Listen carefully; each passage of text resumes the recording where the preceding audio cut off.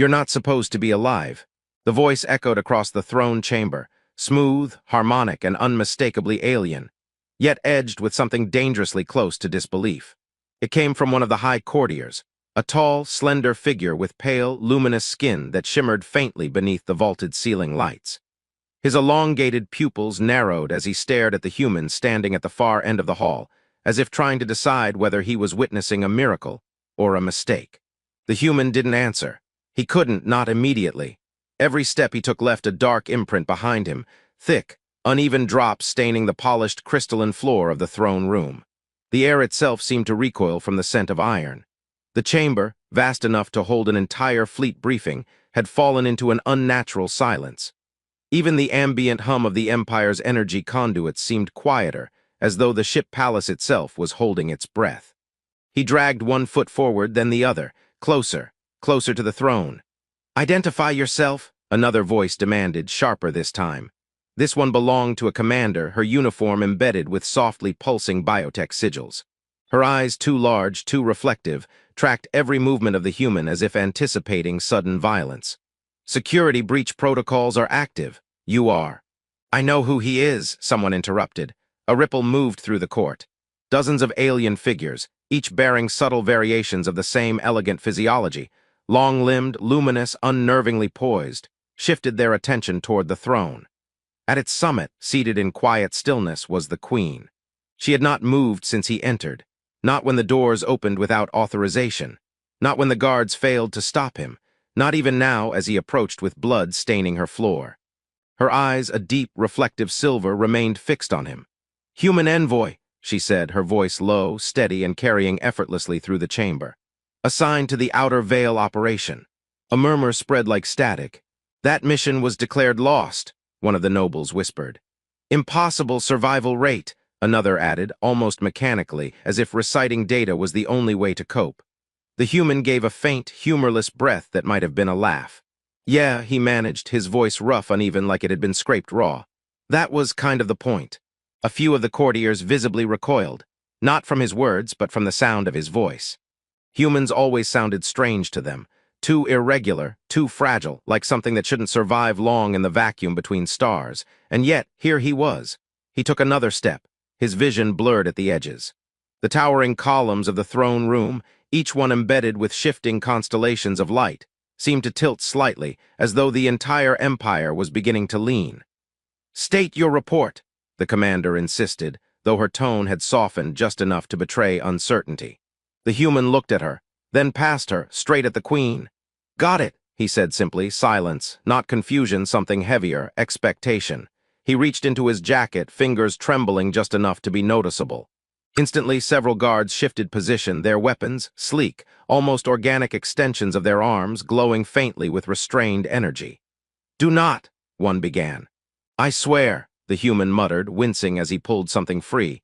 "If I wanted to attack, I wouldn't have picked this entrance." A few scattered, involuntary reactions flickered through the court, subtle expressions, but unmistakable. One of the younger attendants blinked twice in quick succession, which among their kind was dangerously close to amusement. The object in his hand was small, sealed. Its surface pulsed with a dim, unfamiliar energy. The moment it became visible, the Queen's expression changed. It was subtle, so subtle that a human might have missed it, but the court did not. Her posture stiffened. Her gaze sharpened, not with suspicion, but recognition. "No," one of the elder advisors whispered, his voice suddenly thin. "That artifact was destroyed," another finished. The human swayed slightly, as if the effort of simply standing had become negotiable. "Yeah," he said again, softer this time.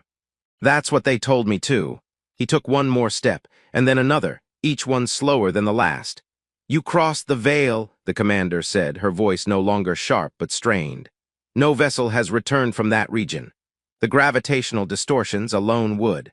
"Kill me," he interrupted faintly. A ghost of a smile touched his lips. Almost did. There it was again, that strange, unsettling human behavior. Humor placed where it didn't belong. Several members of the court shifted uneasily, their luminous skin dimming slightly in response.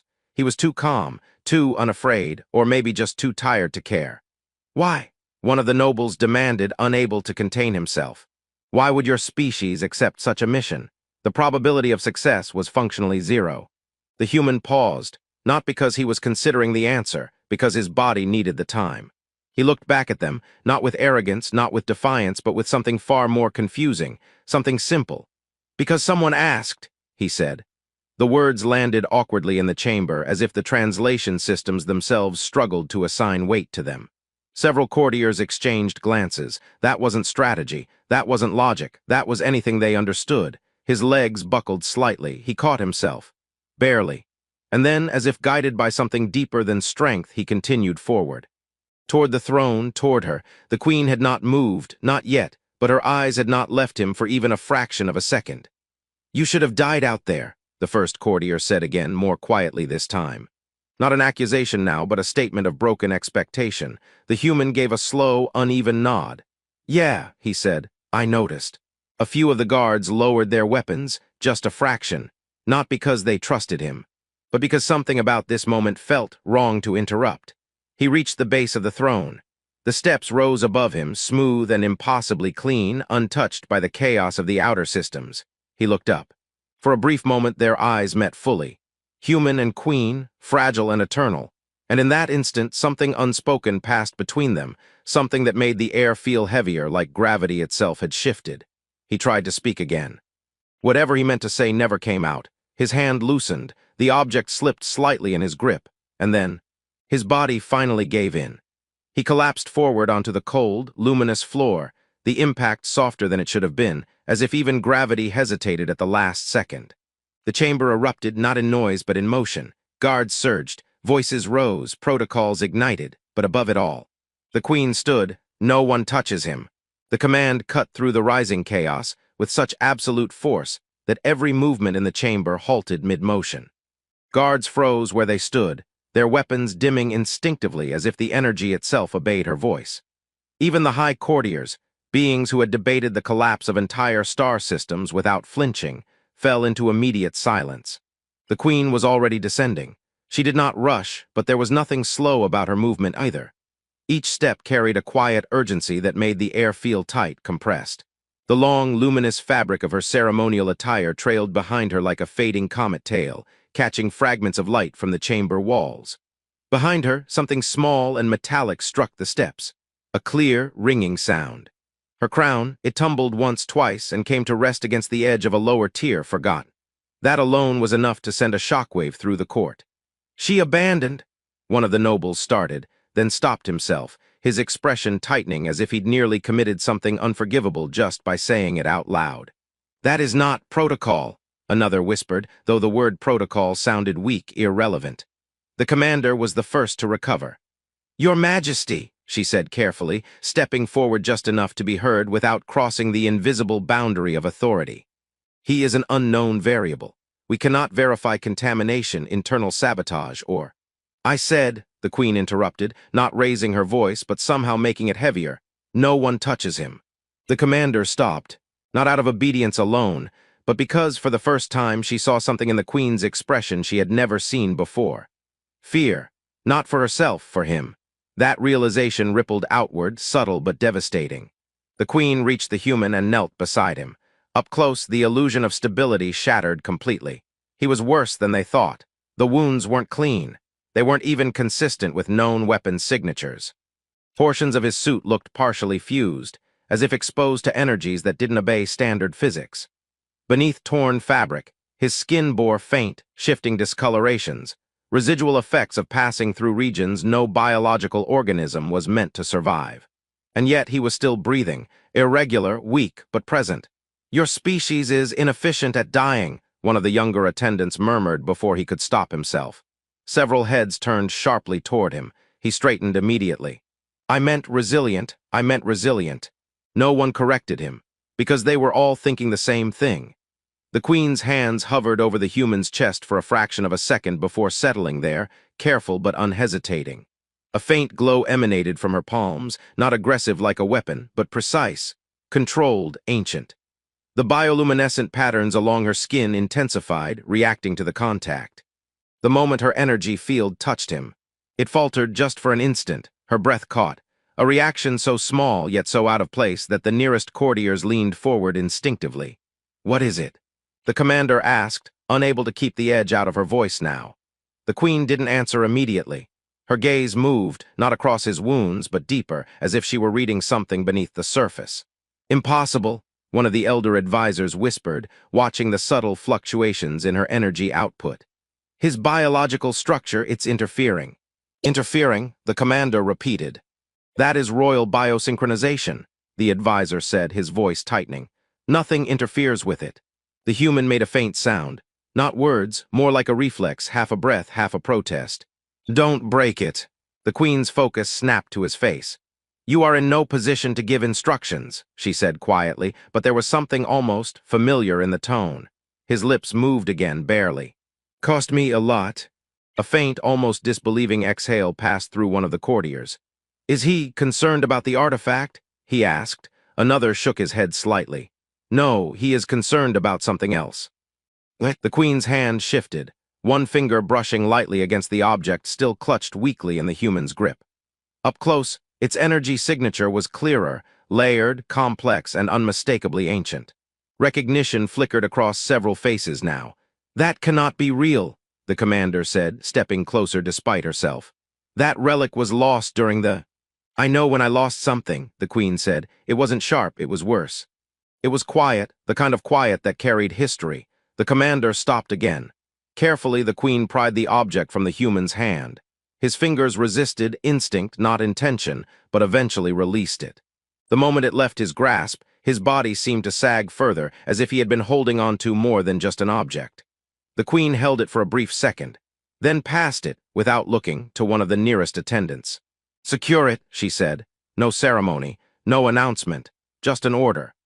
The attendant hesitated only a fraction of a second before accepting it, his luminous skin dimming slightly as if the weight of it extended beyond the physical.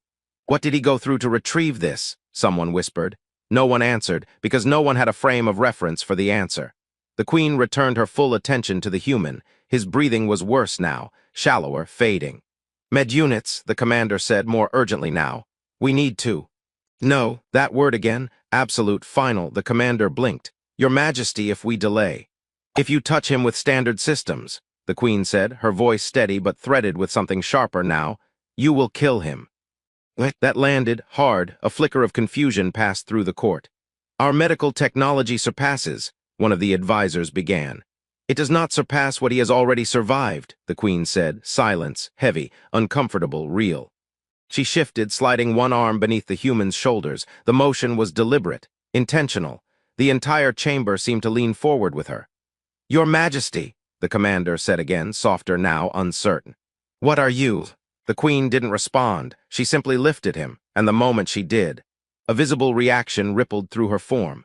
Her luminous skin flared brighter, not violently, but intensely, as if her entire system was recalibrating around his presence. The faint distortion that had disrupted her energy earlier stabilized, not perfectly, but enough to hold him. A quiet gasp escaped someone in the back of the chamber. "She's synchronizing with him?" the elder advisor said, his voice barely above a whisper. "That is not possible across species." "Apparently," the younger attendant muttered under his breath. "He didn't get that memo either." The commander exhaled slowly. "This changes everything." "Yes," the advisor said, "it does." The queen adjusted her hold slightly, supporting the human as if the act itself required precision beyond strength. For a brief moment she looked down at him, really looked, and something in her expression softened, not publicly, not for the court, but undeniably. "You should not have come back like this," she said quietly. His eyes didn't open, but something in his breathing shifted just slightly, as if some part of him had been waiting to hear that. Then she turned, and began walking, not back to the throne, away from it. The court parted instinctively, no command needed. Rows of alien figures, nobles, commanders, advisors, stepped aside, their expressions a complex mixture of awe, confusion, and something far more dangerous. Reevaluation. One of them spoke, unable to stop himself. He was just a human. No one corrected him, but no one agreed either, because as the queen carried him past them, leaving the throne and the crown behind, one thing had become painfully clear. He was just anything anymore. "Seal the chamber." The doors closed behind her with a deep, resonant finality, cutting off the noise of the court like a severed transmission.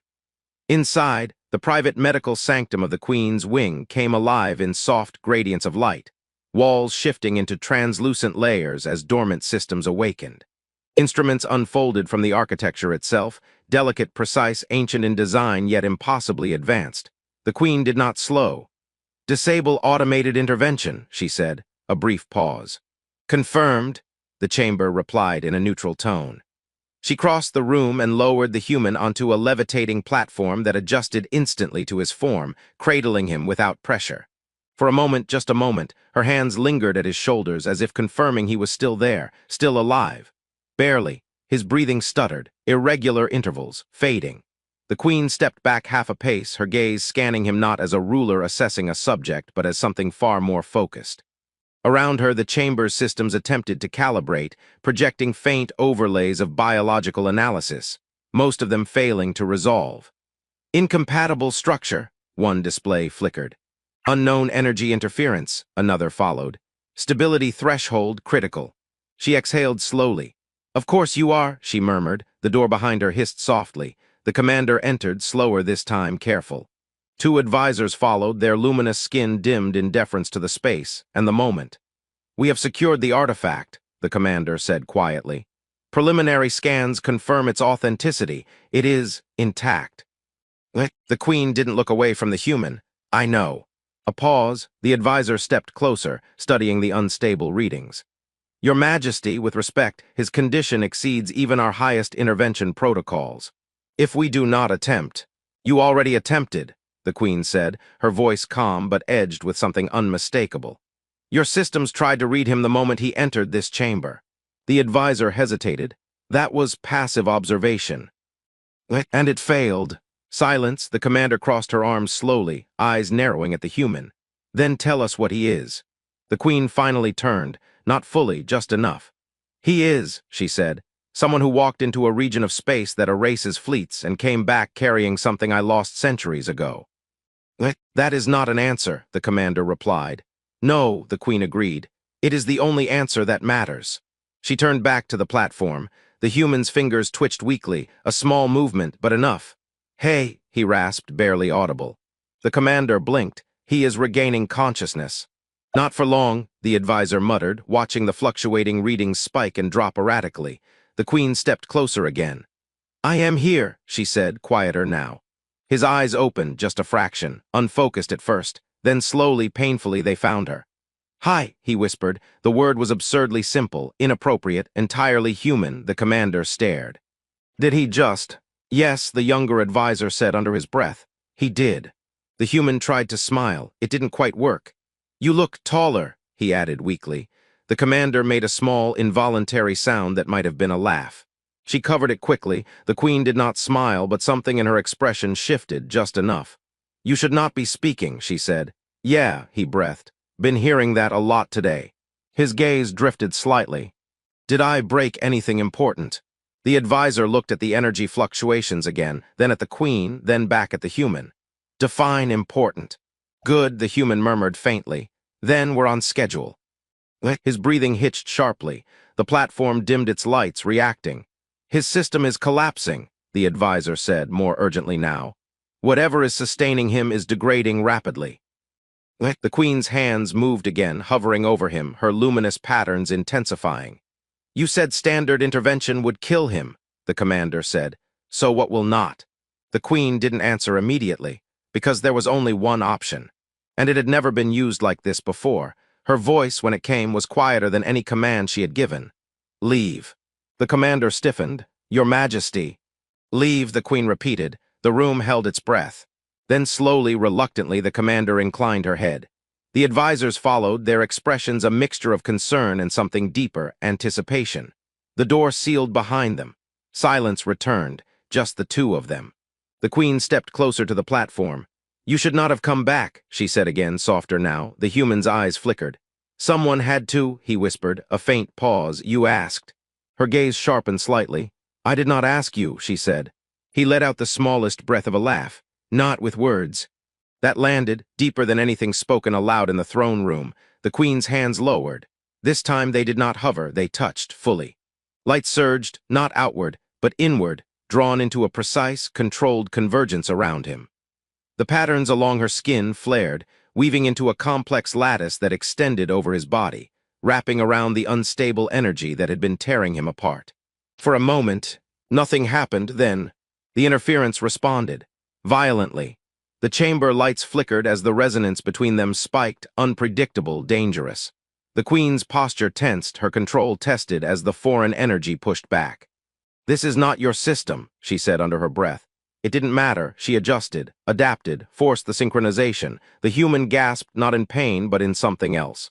His body arched slightly as the chaotic fluctuations began to stabilize, forced into alignment by something older, stronger, something willing. "Stay," she said, not a command, a request. The energy surged again. Then, locked. The instability collapsed into coherence, like a storm suddenly remembering how to be still. The human's breathing steadied, slow, weak, but steady. The Queen exhaled sharply, the light around her dimming as the effort settled. For a long moment, neither of them moved. Then his eyes opened again, clearer this time. He looked at her, really looked. "You dropped your crown," he said softly, a faint, almost imperceptible pause. "I did," she replied. He studied her for a second, as if weighing something far beyond his current condition. "That's new." "Yes." Another small silence. "Was it worth it?" he asked. The question hung there, simple, heavy. The Queen did not hesitate. "Yes." Outside the chamber, the court waited in tense, uncertain silence.